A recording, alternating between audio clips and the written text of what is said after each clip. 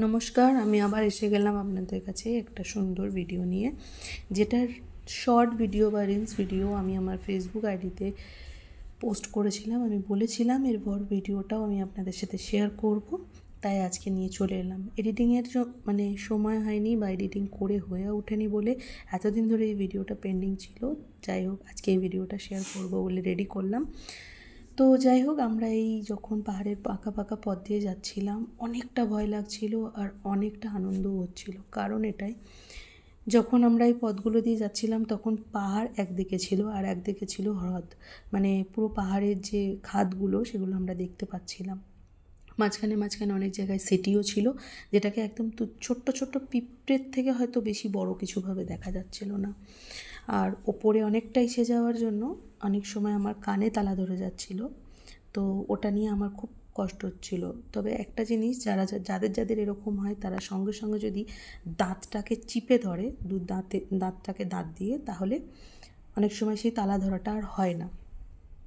আমিও সেটাই করতে করতে যাচ্ছিলাম। তবে হ্যাঁ, সেদিন রাস্তায় একটা মানুষ হয়তো খুব, আমার এই ভিডিওটা দেখলে বুঝতে পারবেন, একটা থেকে দুটো মানুষ হয়তো আমরা দেখতে পাচ্ছিলাম, তার বেশি মানুষ হয়তো ছিল না। কেন ছিল না এটা আমরা জানি না, কিন্তু পরবর্তী সময় জানতে পারি সকালবেলায় যদি চলে আসা যায় তাহলে এখানে সূর্য উদয়টা দেখা যায়। সেই জন্য অনেক সকালে মানুষ এসে গেছে, মাঝের টাইমটায় আসে না। আবার দুপুরের পরের টাইম থেকে অনেক বেশি ভিড় হয়ে যায়, কারণ তখন সূর্য অস্ত যায় বলে। তো সেই জন্য সেই ব্যাপারটা আমরা জানতাম না বলে আমরা আমাদের মতো টাইম অ্যাকর্ডিং সেট করে গিয়েছিলাম, কিন্তু সেটাও খুব আনন্দেরই ছিল। এত সুন্দর জায়গাটা, হয়তো ভিডিওর মাধ্যমে নয়, আমি মুখ দিয়ে বলেও এটাকে শেষ করতে পারবো না। অনেক সুন্দর ছিল, অনেক সুন্দর। দ্বিতীয় জিনিস, যখন এখানে আমি উঠছিলাম, আরেকটা প্রবলেম আমার হচ্ছিল, সেটা হলো ব্রিদিং প্রবলেম। আমি হয়তো 10-12টা স্টেপ ওঠার পর থেকেই আমার প্রচণ্ড বেশি ব্রিদিং কষ্ট হচ্ছিলো। তখন আমি বারবার গিয়ে একটা আধা জায়গায় বসে পড়ছিলাম।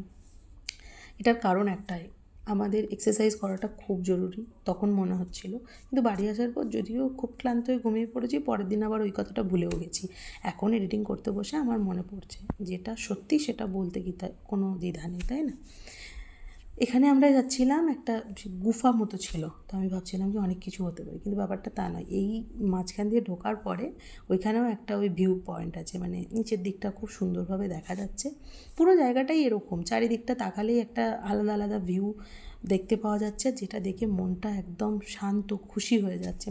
সারা দিনের যে একটা সময়ের একটা ট্রেস থাকে, সেটা পুরো চলে যাচ্ছে। আর কি, এখানে বসে বসে সে অনেক কথা বলবে, আমার ভিডিও নাও বলছে, সেগুলো আর আমি আপনাকে শোনাতে পারলাম না, কারণ যা ইচ্ছা তাই বলছে। আর হ্যাঁ, এখানে মৌসি বসেছিল, যিনি এখানে বসে বসে কুল, কর্ন, শশা মাখা এগুলো বিক্রি করছিল, কিন্তু সেগুলোর প্রচণ্ড বেশি দাম ছিল, যার জন্য আমরা কোনোটাই অ্যাকসেপ্ট করিনি ওখান থেকে।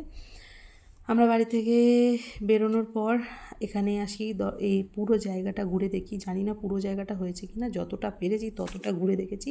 এটা একদম সামনের ভিউটা, আর এখান থেকে আমরা ভেতরে যাব। এরকম নানান গেট আছে যেখান দিয়ে আমরা ঢুকতে পারি, আর এক একটা মাহাত্ম্যও আছে সেটার, কিন্তু অতটা ডিটেল আমি জানি না, তাই তোমাদের সাথে শেয়ার করতে পারলাম না।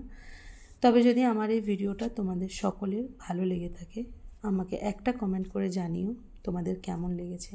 যদি ভালো লাগে please do like, comment, share.